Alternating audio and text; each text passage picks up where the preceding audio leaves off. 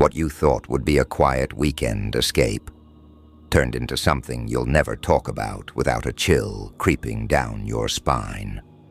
You weren't just being watched, no. It had been studying you, long before you ever knew it was there. Good evening, ladies and gentlemen, and welcome back to another chilling night here on Night Terror X. Tonight, we're bringing you 3 of the most bone-chilling cabin horror stories, each one darker, more disturbing, and more unforgettable than the last. These aren't just stories, they're warnings. So before we step into the shadows, if you enjoy being scared just a little too much, tap that like button to show us you're ready. And if you've ever experienced something strange, unexplained, or downright terrifying, tell us in the comments below. We read everything, or if you'd prefer to share your experience in private, send it to nightterrorinbox@gmail.com. Who knows? Your story might be the next one we tell. The Bunker Beneath the Pines. A friend of mine, Jake, told me this after we went camping last fall. He said, "Man, there's one trip I still can't shake. I don't talk about it much, but it happened, and I need someone else to know." So here's what he told me. By 2015, Jake and his buddy Mason had been backpacking together for nearly a decade. They'd trekked through the Rockies, wandered the desolate plateaus of Utah, and even snow-camped in the Tetons. Their next big adventure was a place neither of them had tackled, the Bitterroot Wilderness, deep in the heart of Idaho. Thick forests, miles of nothing, pure wild, they were in. They drove up from Nevada, took turns at the wheel, music playing low while they talked about everything and nothing. When they finally pulled into the gravel trailhead by dusk, there was an old wooden sign riddled with bullet holes that simply read, "Caution, limited access, bare activity, no firearms beyond this point." They laughed about the irony. No guns? In Idaho? Day 1 was uneventful. Crisp air, pine needles crunching beneath their boots, and long stretches of silence broken only by the occasional squirrel darting through the underbrush. They hiked 8 miles in, set up camp by a creek, and slept like rocks under the stars. Day 2, they dove deeper into the wilderness. The trail got rougher, thinner, almost like nature was taking it back. Moss crept up the tree trunks like green veins, and sunlight barely reached the forest floor. They moved in silence, occasionally checking their compass and old topographical map. That night they camped on a ridge, wind pushing through the trees like whispers. But on day 3, things changed. Mason suggested they go off trail. "The real stuff's not on the map," he said. "Let's see what people don't see." Jake shrugged and followed. They veered into a dense thicket, and it was like stepping into another world. The forest grew dark, almost too dark for midday. Trees were thick and ancient, bark gnarled like twisted faces. The moss on the ground was so deep, it felt like walking on soaked sponge. That's when Mason stopped, his head tilted slightly, and he whispered, "Do you hear that?"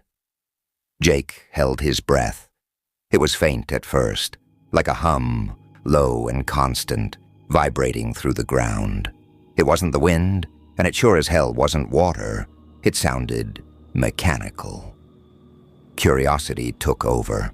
They moved toward the sound, weaving through the trees until they found it. A half-sunken concrete structure, barely visible beneath the overgrowth. A steel door hung crooked on rusted hinges, symbols scratched into the concrete all around it, spirals, jagged triangles, looping patterns that seemed almost ritualistic. And from inside came distorted guttural music. It was some kind of heavy metal, screaming vocals, blistering drums, but warped, like it had been playing on a broken speaker for years. They didn't say a word, just stood there listening. The door was slightly ajar, enough for the sound to pour out. Jake glanced at Mason and mouthed, "We need to go." Mason nodded. They turned back the way they came, putting distance between themselves and that bunker. But they didn't get far. About 300 yards out, two figures stepped out of the trees like shadows. No warning, just there. Both wore full camo and face masks. Each held a rifle pointed down, but gripped tight. The kind of grip that says, "Don't even blink, wrong." Jake froze. Mason didn't move either. Then one of the men said, "Flat as a dead battery. Down. On your knees, hands up." Jake looked at Mason. No words were spoken, but they both knew. They were outnumbered, outgunned, and out in the middle of nowhere. Mason's hands moved slow, like he was about to drop his pack. And then suddenly, he bolted, full sprint. Jake barely had time to think. He dropped his pack and ran after him. A shot cracked behind them, echoing like thunder through the trees. Bark exploded near Jake's head. Another voice shouted, "Don't shoot! We need them alive." But the warning didn't last. More gunfire, this time aimed low, chewing up the dirt around their feet. They ran like animals, heart pounding, breath burning. For miles, maybe, no clue.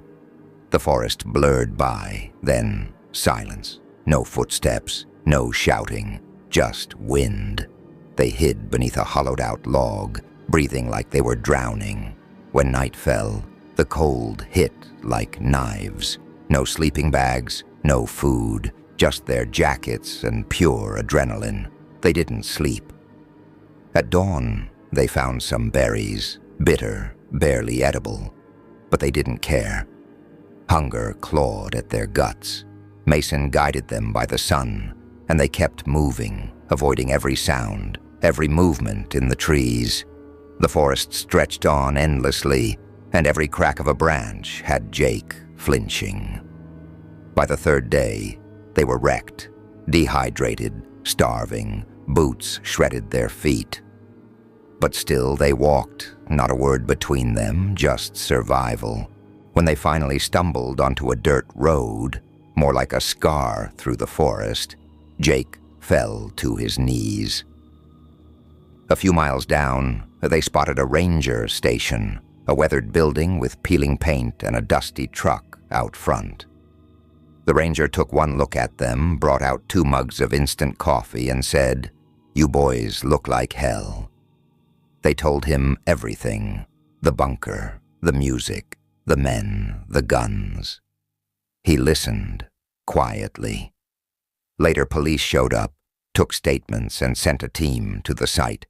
But when they returned, they claimed the place was empty. No music, no men, no gear, just that hollow concrete shell. And those symbols. No one investigated further. The cops chalked it up to some backwoods militia group. "They do that out here," one officer said. "Off-grid freaks, probably just scaring hikers for fun." But Jake saw the way the ranger looked at the floor while they said it, like he knew something. Jake and Mason never got their gear back, never got any answers, just a warning, "Don't go back." And they didn't.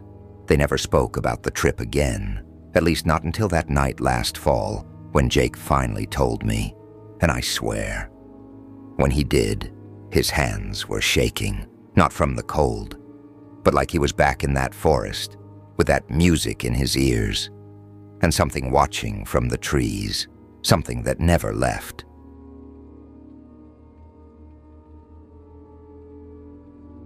The shadow above the pines. So I was talking to my cousin Ryan one night after a couple beers, and out of nowhere, he drops this story on me. Something that happened to him a few years ago out on the Northridge Trail, up near Black Hollow. He told it like it was no big deal at first, like some weird day hiking, but I could tell the moment he started talking. It never really left him. He and his buddy Mason had set out early one Saturday morning. The trail ran along this rugged stretch of forest near the coastline, wild and mostly untouched. Not the kind of place you'd see many people unless they were seriously into off-grid hiking. They'd been walking since dawn, joking around, soaking in the peace and silence. That kind of quiet that gets into your bones. Around midday, they stopped at this rocky patch just off the trail. Big flat stone, a few scattered ferns, and a view that went on forever. Perfect place to crash for a minute. Ryan said he dropped his pack, popped open a water bottle, and leaned back against the rock while Mason pulled out the map. Mason was always better with directions. He was that guy who actually read the trail guide instead of just stuffing it into his backpack. Then it happened. No warning, no sound, just this massive shadow that swept over them. Not like a cloud passing by, but like the whole world dimmed for a second. Ryan thought someone had shut off the sun. He froze, water still in his mouth, and when he looked up, the sky was perfect. Not a cloud, not a bird, nothing. And Mason? Mason just stopped mid-sentence and went dead still, staring upward like he'd seen something and didn't want to believe it. "What the hell was that?" he asked. Ryan didn't answer. His eyes were scanning the treetops and the empty sky. It wasn't a bird. There were no planes, no noise. It was just gone. Then came the wind, out of nowhere, cold and sharp, like it didn't belong to the warm afternoon at all. It kicked up dirt, rustled the trees, sent chills crawling across Ryan's skin. He said it felt like the wind was following. Something chasing it. Like whatever had cast that shadow hadn't fully left. He looked at Mason, pale, breathing hard, both of them completely still as the forest around them went silent. And I mean silent. No birds, no insects, no rustling leaves. Like the whole place was holding its breath. "We need to go," Ryan said. And Mason didn't argue. He snatched up the map and they took off. Didn't even try to find the trail again, just ran, cutting through brush and branches like something was right behind them. Every time the wind blew, they flinched. Ryan told me he couldn't stop looking up, waiting for that shadow to return, for something to drop out of the sky. But it never did. It took them over an hour to make it back to the parking area, even though it felt like they were sprinting the whole way. When they finally saw Mason's old truck, Ryan said it looked like salvation, like sanctuary. They threw their gear in the back, climbed in, and just sat there. No words, just staring at the trees like they were expecting something to crawl out from behind them. Finally, Mason said, "It was probably just a big bird. You know, perspective. Shadows get weird when the sun's low." But even he didn't sound convinced. Ryan just nodded, not wanting to say what they were both really thinking. That shadow was too big, too perfect, and it moved like nothing they'd ever seen before. The drive back was quiet, some twangy country songs on the radio. Every few minutes, Mason would glance over at him like he was making sure they were both really there. When they pulled into Ryan's place, Mason didn't even stick around. Didn't grab a beer like usual, just muttered something about having stuff to do and drove off fast. That night, Ryan couldn't sleep. He kept thinking about the silence, that impossible wind, and the way the sunlight had vanished in an instant. Weeks passed. Life went back to normal. Bills, work, obligations. But they never talked about that day again. It just sort of hung there between them like an unspoken truth. Ryan said he went hiking again eventually. Not out near Black Hollow, somewhere safer. But even now, every time he's out in the open, he looks up. not really expecting to see anything, just checking. Late one night, after too many sleepless hours, he went down the rabbit hole online, typed in stuff like giant shadows in forest and unexplained things in the sky. Found pages about cryptids, massive birds, secret government aircraft, even interdimensional theories. None of it clicked.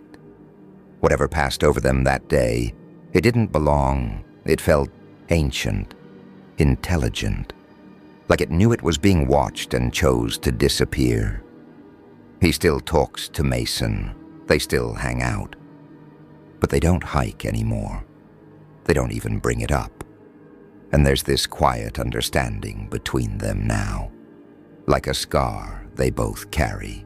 Sometimes Ryan wonders if that thing is still out there, gliding silently above the treetops, waiting to be seen again. And the part that haunts him the most, that feeling of standing in that clearing, tiny and helpless, while something impossibly large passed overhead, silent, watching, like it wasn't just flying by, but choosing not to stop.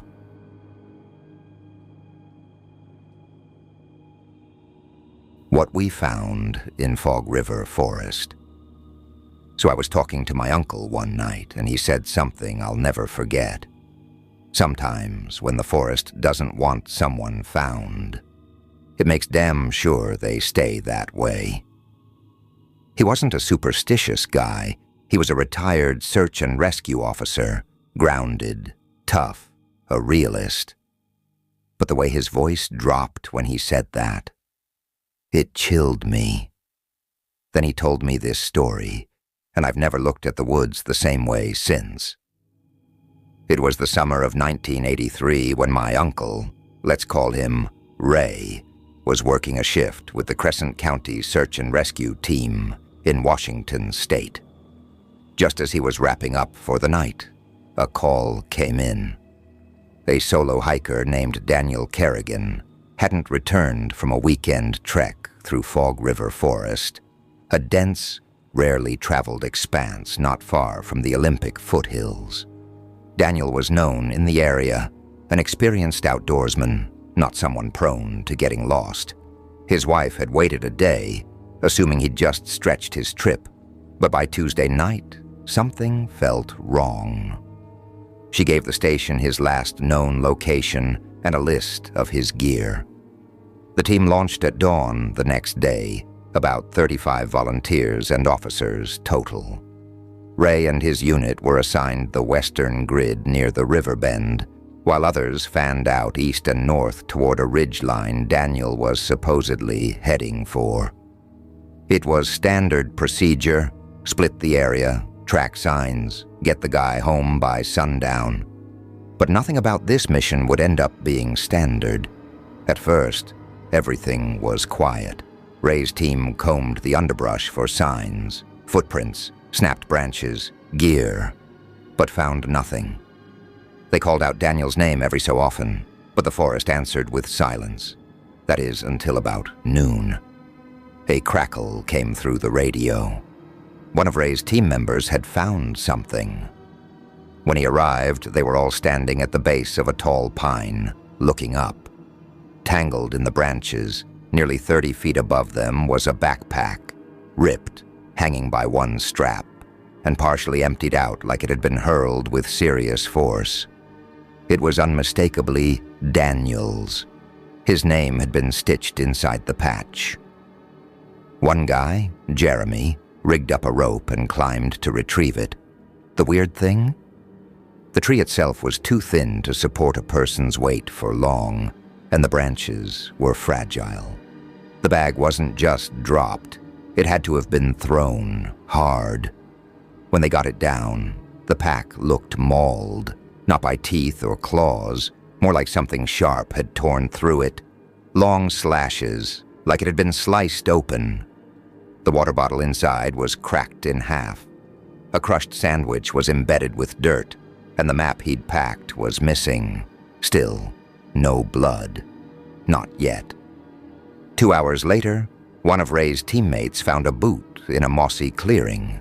Brown leather, laces tied, just sitting there, upright, like someone had stepped out of it mid-stride. No blood, no damage, no footprints around it.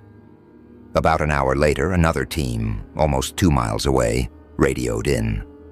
They'd found the other boot, only it wasn't empty.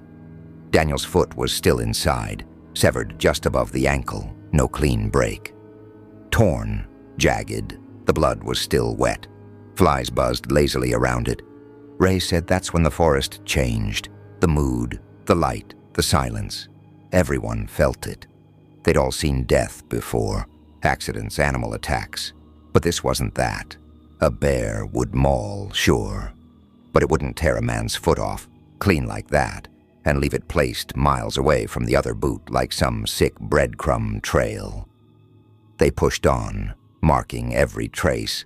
Then came the blood, smeared faintly on tree bark, dotting leaves, misted on branches 10 feet off the ground, too high for a person to have bled onto it naturally, like it had been flicked there from above. The pattern didn't make sense. Blood here, a dot there, nothing linear. It spread in a web, a trail with no direction. Ray said it was like something had dragged Daniel through the air, flinging blood like confetti. That night, they set up a base near the ridge. Fog rolled in thick, swallowing the trees. They took turns keeping watch. Ray stayed up until midnight, scanning the trees with his flashlight. That's when he heard it. Snap, a branch, heavy, maybe 100 yards out. He froze, held his breath, light sweeping the dark, nothing. Then more silence, but not peaceful. Forced. The kind of quiet that makes animals disappear, the kind that feels like you're being watched. Next morning, the blood trail continued, fresh. Still tacky in some places. Streaks appeared where none had been the day before. One smear was 10 feet up on a pine, again with no branches low enough to climb. Another series of droplets formed a half circle on a boulder. Someone else found a thin, deliberate-looking line of blood painted across a fallen log. By noon, they reached the edge of the search grid. They had Daniel's pack, 1 boot, 1 severed foot, and a hell of a lot of blood, but no body, no tracks, nothing else. The search continued through day 3, but morale was shot. The forest felt wrong, like it was watching them back. On that final day, the decision came down. Call it. Daniel Kerrigan was presumed dead. Official cause? Probable animal attack. Ray and the others knew that was a lie. Bears don't throw packs into trees. They don't sever feet and place them 2 miles apart. They don't paint the woods with blood. Ray told me that one of the team members, Lisa, quit the next week. Moved inland. Never gave anyone her number. Another guy, Jim, stayed but started drinking a lot. Took a job doing trail maintenance and barely spoke to anyone about what happened. The rest of the team just never brought it up again. Except for one guy, Paul. Years later, Ray called him up and asked, flat out, "What do you think really happened out there?" Paul was quiet for a long time before he said, "We didn't find him because he wasn't there to be found." Ray never forgot those words. He didn't believe Daniel was gone in the normal sense. Whatever took him wasn't done. That forest, it didn't just hold secrets, it protected them. Ray kept the map from that mission. All the blood drops are still marked. Little red X's scattered across it like a spider's web.